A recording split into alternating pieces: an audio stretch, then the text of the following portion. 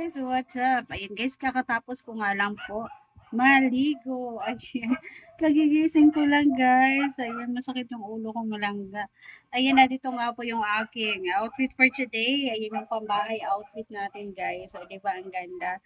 Ayan guys, sa murang halaga lang. Ayan, for only, ayan, 100 pesos guys. So, di ba? Ang ganda. Ayan. Dahil mainit ang panahon ngayon guys, kailangan natin magsuot ng mga fresh na, ayan, mga ano na damit. Ayan, katulad nito guys, kailangan naka-sleeveless tayo kasi mainit. Mainit sa loob ng bahay. Kaya naman, ayan, sa halagang 50 pesos, ayan.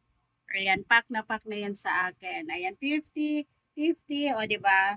For only 100 pesos, ayan, o di ba? May pangrampa na ako, guys. So, ayan po sa lagang 100 pesos, guys. Tuwang-tuwa na ako sa aking outfit.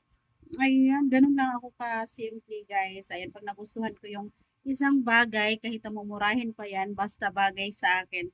Talagang binibili ko yan, o di ba?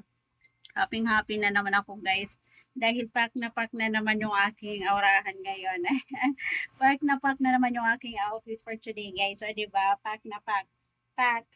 Pack. Ayan. Ang lakas makabata nitong aking ano guys. Oh. Ayan. Ang lakas makabata guys. Ang lakas makabagets. Ayan.